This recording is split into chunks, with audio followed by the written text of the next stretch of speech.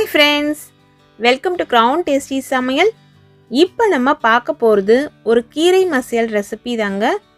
கீரையை அதனோட கலர் மாறாமல் சுவை அதிகமாக எப்படி சமைக்கிறது அப்படிங்கிறது தான் இந்த வீடியோவில் தெரிஞ்சுக்க போகிறோம். இது போல் இதே மெத்தடில் நீங்கள் கீரை மசியல் செஞ்சிங்கன்னா சாப்பிட்றதுக்கு ரொம்ப டேஸ்டியாக இருக்கும். அதோட ஹெல்த்தியான ரெசிபியும் கூட. சூடான சாதத்தில் இந்த கீரை மசியலை போட்டு அதனோட ஒரு ஸ்பூன் நெய் விட்டு சாப்பிட்டா ரொம்ப சூப்பராக இருக்குங்க. இந்த கீரை மசியல் செய்யறதுக்கு ஒரு ப்ரெஷர் பேனில் 1/2 லிட்டர் அளவு தண்ணி ஊற்றி தண்ணி நல்லா கொதிச்சிட்ருக்கு. அதில் 200 கிராம் அளவுள்ள பாசிப்பருப்பு நல்லா வாஷ் பண்ணி 10 நிமிஷம் ஊற வச்சு வடிகட்டி எடுத்து சேர்த்தாச்சு. 2 பெரிய பூண்டு பற்கள் எடுத்து இதில் சேர்த்துடலாம். ஒரு சின்ன சைஸில் இருக்க வெங்காயம் இது போல் ரஃப்பாக கட் பண்ணி எடுத்து சேர்த்துக்கலாம். தக்காளி பார்த்திங்கன்னா பெரிய சைஸில் இருக்க தக்காளியாக இருந்தால் 1, மீடியம் சைஸாக இருந்தால் 2, இதே போல் சின்ன துண்டு அளவுள்ள கட்டி பெருங்காயம் சேர்த்துருக்கேன். மஞ்சள் தூள் ஒரு 2-3 சிட்டிகை அளவு சேர்த்துக்கோங்க. 1/4 டீஸ்பூன் அளவுக்கு சேர்த்தா கரெக்டாக இருக்கும். நல்லெண்ணெய் 1 டீஸ்பூன் அளவுக்கு இதில் சேர்த்துடலாம்.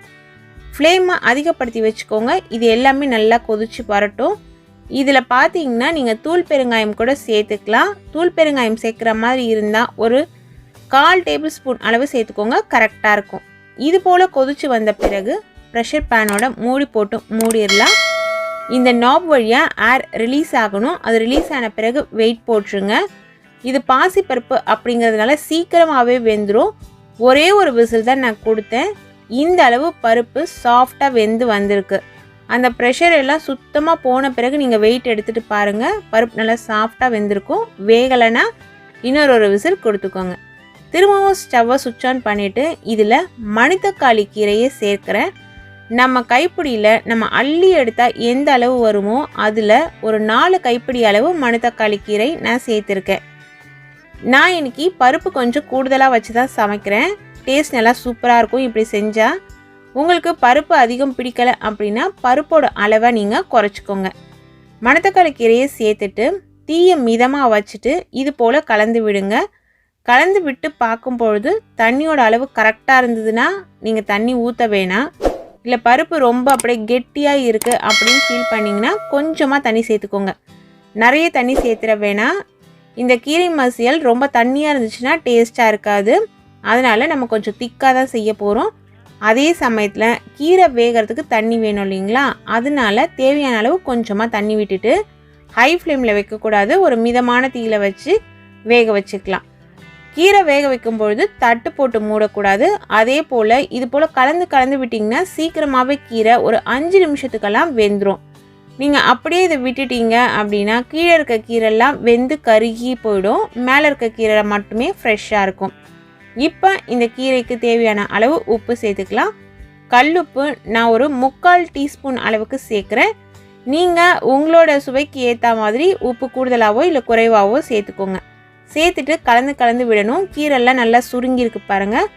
முதலையே உப்பு சேர்க்கக்கூடாது. அப்படி சேர்த்திங்கன்னா அளவு கரெக்டாக தெரியாது. அதனால தான் பாதி அளவு வெந்த பிறகு சேர்த்துருங்க.